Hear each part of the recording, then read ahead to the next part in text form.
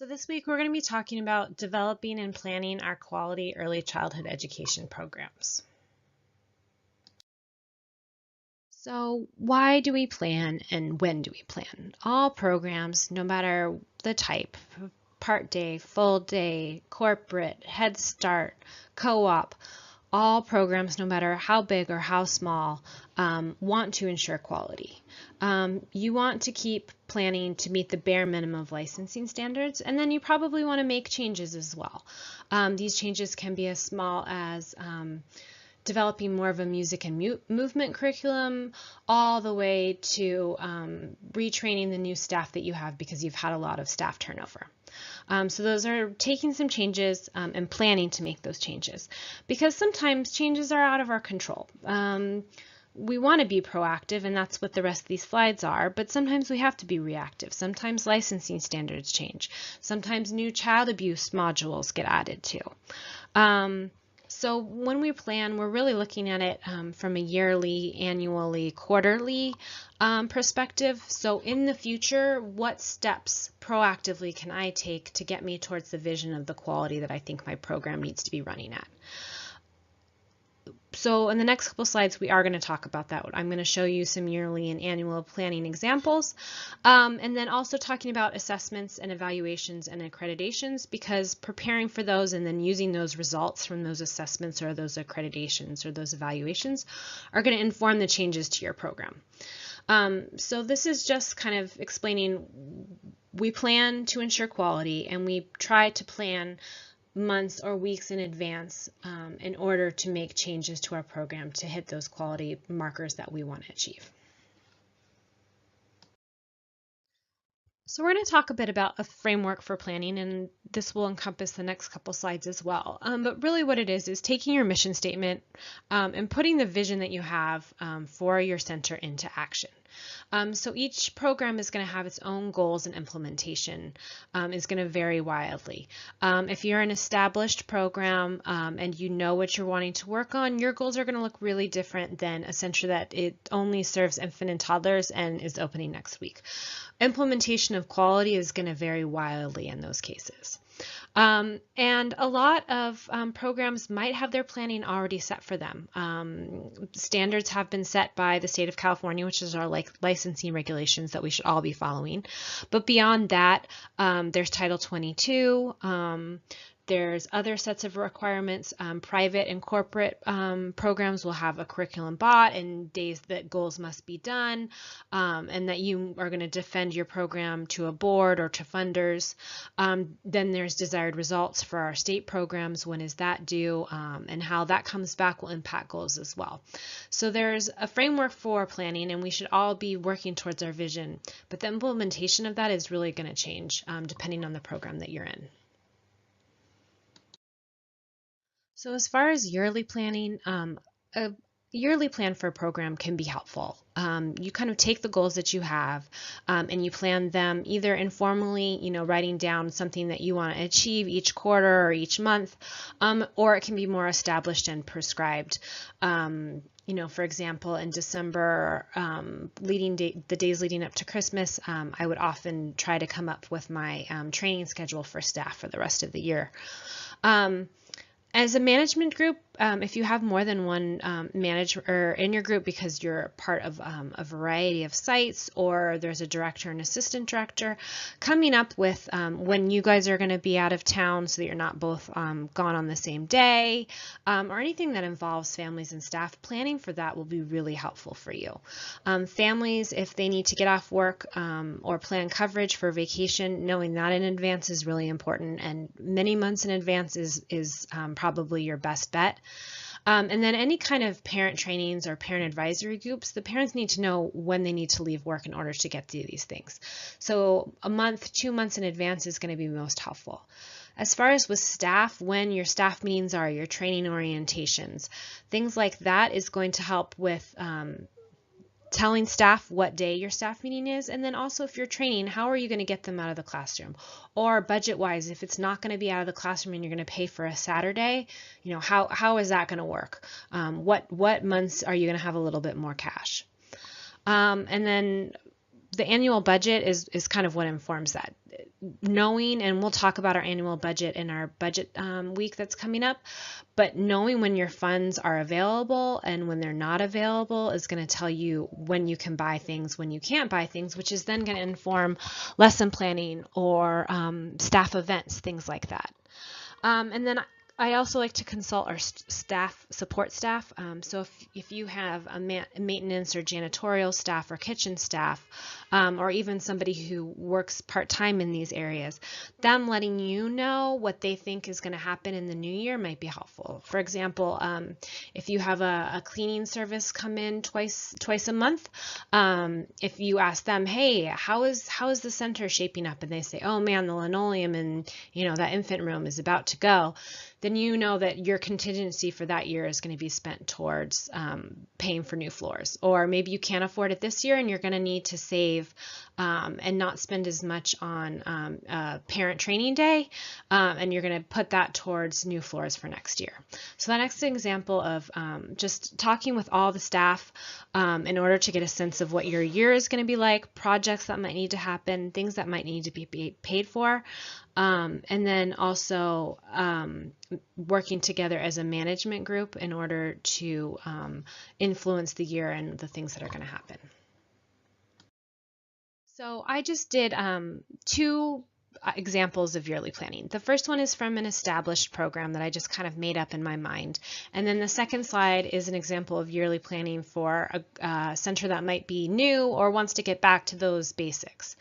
So for this example for yearly planning for an established program, I just wrote down things that this pretend director in my mind wants to work on. So for example, in January, her annual budget is finalized. So she's written out all year long what expenses she is going to be putting out and the income she should be getting in. Then she's also going to sit down with her admin assistant, and she's got an assistant director, and they're going to plan the vacations for their entire year as best they can so that nobody's overlapping. And then also they're going to look at planning workshops and trainings for their staff and families. And then that will be released in the newsletter for the next month so that staff knows what days they're going to be off to do more professional development. And then families also know that in December they're going to be gone 1 week, and there's a professional development day that will be a half day, so then families can plan for that coverage. In February, they're planning on doing a parent workshop on art and creativity, so the director wants to make sure that she has some petty cash for buying extra paint and paper supplies.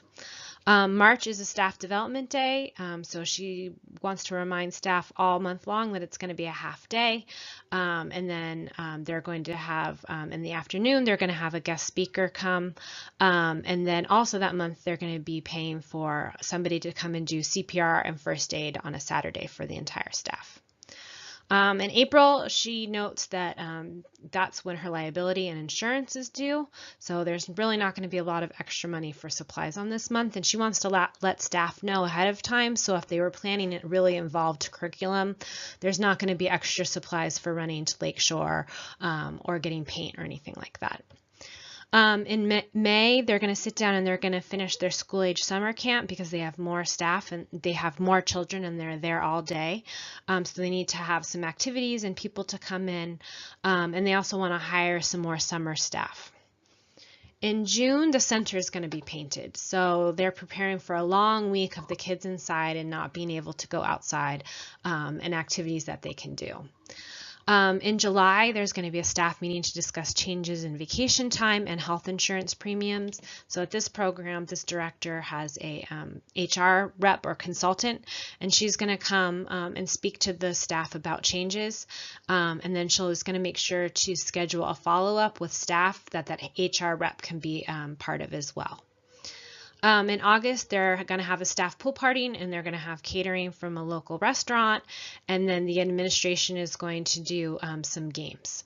And this is just a team building activity after a long summer of having a school age program, and their infant, toddler, and preschool program is just a day on a Saturday to refocus on the team.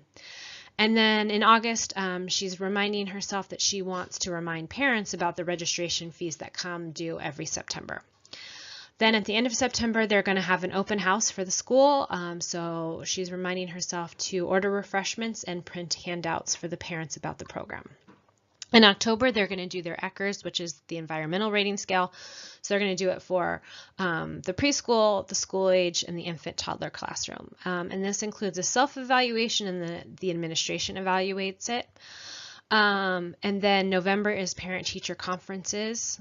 So in October, she's going to remind all of the parents that every Tuesday and Thursday afternoon they're having parent-teacher conferences.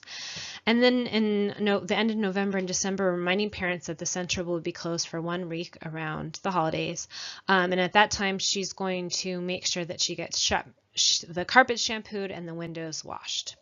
So this is just an example of, and I made this up off the top of my head, kind of based on my experiences running an infant toddler program that was fairly established. So things that I needed to do: staff, parents, families, budget, maintenance, all different things, goals that I kind of had for the year. And then, if licensing regulations changed or our ECHRS didn't come back as good as we had wanted during our self-evaluation, then we would make changes. So that's just an example of that. So then I kind of did a yearly planning for a program that maybe wants to get back to basics. Maybe there's been a lot of staff turnover, there's new staff, or maybe just the teams aren't working as well, or maybe, there were even some licensing issues. So in this case, this director has gone and she's done a lot of staff meetings. So that's what her sheet is about. Maybe on another sheet, she has some ideas for maintenance that needs to happen or money that needs to be spent. But in this case, she's really focused on staff training and education in order to get the quality back up as far as the teaching skills.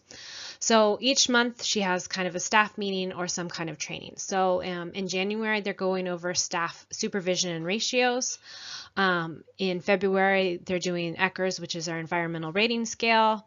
And then we're training in that, in how staff are going to implement it. And then in March, maybe all of the classrooms are doing an ECHRS scale, so a rating scale of each of their classrooms. And then in April, we're going to go over the results of each classroom, and each classroom will do a plan of action together. In May, they're talking about family-style dining and hand washing and the importance of sitting down and the children serving themselves and hand washing, because that had come up, as something that the director wanted to plan on throughout the entire year. In June, they're going to be doing CPR as a group, and then in July, they'll have somebody come in and do first aid. So everybody's now got those certifications. In August, like the previous program, they're having a staff pool party, just work on games and fun and enjoying a Saturday together for staff that wanted to. And then in September, lesson planning, back to school. Everybody wants to talk about curriculum and lesson planning. And then in October, customer service, dealing with maybe difficult parents. And then in December, they know that they're going to be closed for 1 week. And she's thinking that if any staff wanted to earn extra money, they could work a day or two or a couple hours here and there cleaning and organizing classrooms. This is a way that this director is thinking that she can get back to the basics, focus on the things that matter, supervision, ratios, dealing with parents, what our classrooms look like, but it's manageable, it's proactive, it's looking at each month and breaking down all of the goals that she has into separate months. So in the previous pages, we were talking about yearly planning and ways that you take your mission statement and your vision for the quality program that you want to run, and you divide it into measurable and achievable months or quarters or weeks. And now we're talking a little bit about how you're going to assess and evaluate. I talked a lot about ECHRS, and I use that acronym a lot, but it's just our environmental rating scales. They're for all age groups. They're even for administration. And this is a really helpful tool. Most programs do use it, and that's why I reference it. But there are different assessment and evaluation tools out there, but that one is the most common.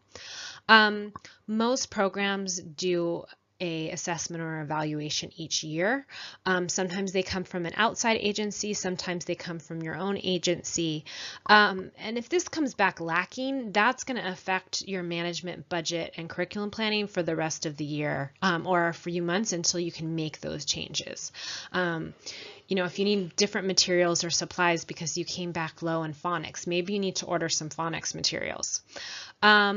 I think self-assessments and using the ECHRs as a self-assessment is really important, even if it's being done as an outside agency.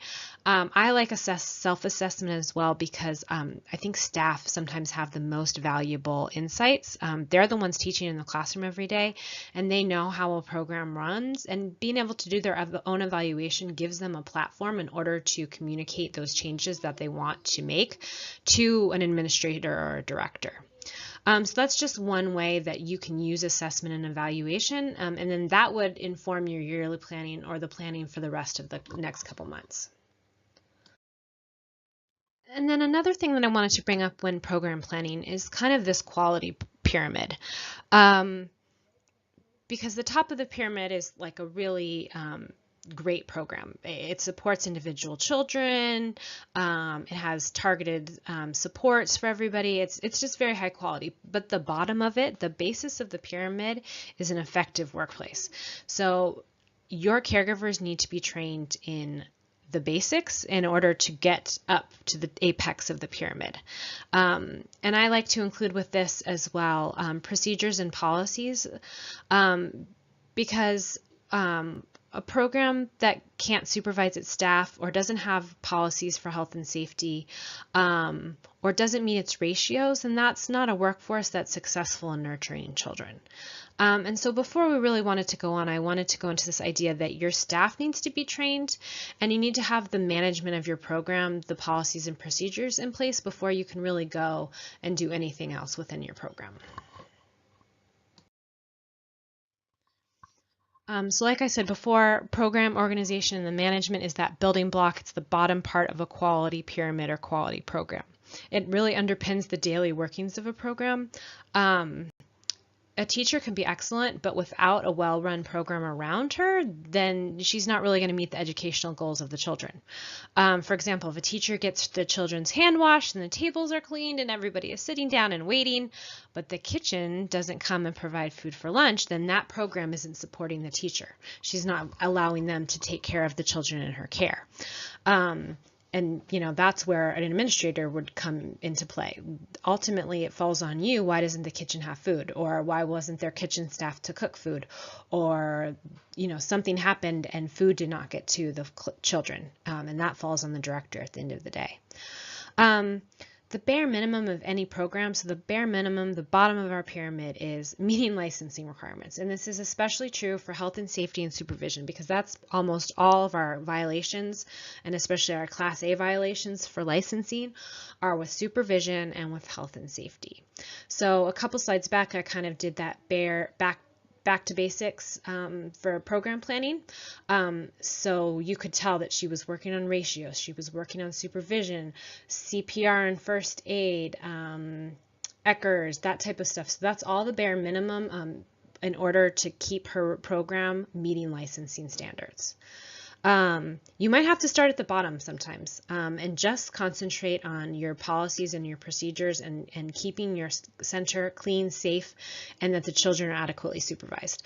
We've all been there. I have definitely been there where that's your job. That's your quality, is keeping your program running and keeping the children supervised. And then after you've kind of met those goals, then you can work on to the other parts of the program. Fun curriculum, projects, pool parties, stuff like that, but you really have to work on the basics first. And then sometimes you might be going along at a really high quality level and something happens. And you've got to go back to the pyramid, you've got to go back to the basics, and you've got to change a health and safety policy to reflect changes. And this can be because licensing is giving you new policies, or because there's new challenges. When I worked on Camp Pendleton, we had some challenges arise with bottle warming. Our classrooms were older, our infant classrooms were older, and the bottle warming was kind of done in a not safe way. And even though we had really high trained staff, and I thought that we were providing wonderful materials and curriculum and routines for our infants, we really needed to look at this bottle situation, because at the end of the day, that was a health and safety standard for us. So that's just an example of kind of your basis of your program. Your organization and your management and your well-trained staff is kind of the basics. You want to get to a higher level, but sometimes you have to go back to that bottom in order to work your way up.